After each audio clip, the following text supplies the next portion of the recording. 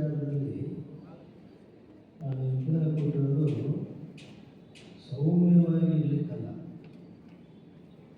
ಮಂದಿಯಾಗಿ ಸೌಮ್ಯವಾಗಿ ಕೊಡ್ತಿರ್ಲಿಕ್ಕಲ್ಲ, ಗೂಳಿಯಾಗಿ ನಿಮ್ಮ ಪರವಾಗಿ ಗಟರ ಹಾಕಲಿಕ್ಕೆ ಅಂತ ನನಗಲ್ಲ. ಈ ಗಟರ ಹಾಕ್ತಾ ಹೋದರೆ ನಮ್ಮಲ್ಲಿ ಯಾವ ಕೆಲಸಗಳು ಆಗಲ್ಲ. ನಾವು ಭಾಳ ಹಿಂದೆ ಹೇಳ್ತಕ್ಕಂಥ ಒಂದು ಪ್ರಹಸನ ನೆನಪು ಬರ್ತಾ ಇದೆ. ಒಮ್ಮೆ ವಿಧಾನಸೌಧದಲ್ಲಿ ಯಾವುದೋ ಒಂದು IAS ಆಫೀಸರ ಕಚೇರಿಯಲ್ಲಿ ಒಂದು ನಾಡ ಹೌಸಲ್ಲಿ ಕೇಳಿದರೆ ಈ ಕಡೆ ಆಗ ಹೋಗ್ಬಿಟ್ರಲ್ಲ ಅಧಿಕಾರಿಗಳು ಯಾವ ಫೈಲು ಎಲ್ಲೋ ಅದೇ ಕರೀತಾರೆ.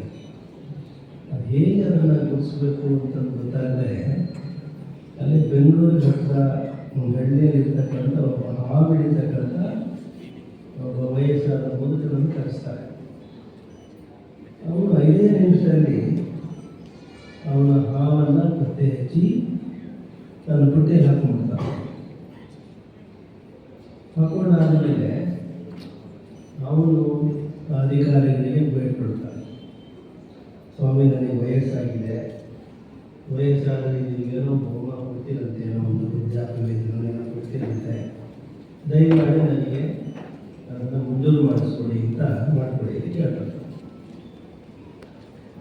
ಅದನ್ನು ಕೇಳಿದಾಗ ಅಧಿಕಾರಿಗಳು ಇನ್ನೊಂದು ಅರ್ಜಿ ಕೊಡು ಅಂತ ಹೇಳಿದರು. ನನಗೆ ಹೇಳಿದ ತಕ್ಷಣವೇ ಆ ಹಾವಾಡಿಗ ಆ ಬುಟ್ಟಿಗೆ ಬುಟ್ಟಿ ಮುಸ ತೆಗೆದುಬಿಟ್ಟಂತೆ. ಅದು ಮತ್ತೆ ಹೋಗಿ ಎಲ್ಲರೂ ಹೋಗಿ ಹಿಡಿಯೋದನ್ನ ಹೊರಗೆ ಬರ್ತಾ ಇದೆ ಅಂದರೆ ಸ್ವಾಮಿ ಒಂದು ಅರ್ಜಿ ಕೊಡಿ ಅಂತ.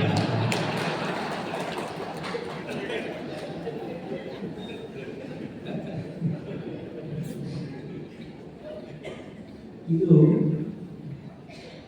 ಬಹಳ ಯೋಚನೆ ಮಾಡಬೇಕಾದಂಥ ಒಂದು ಪ್ರಹಸನ. ಪಾಪ ಅವನಿಗೆ ವಯಸ್ಸಾಗಿದೆ, ಅವನಿಗೆ ಬರೀಲಿಕ್ಕೆ ಬರಲ್ಲ, ನಾವು ಹಿಡ್ತಾನೆ.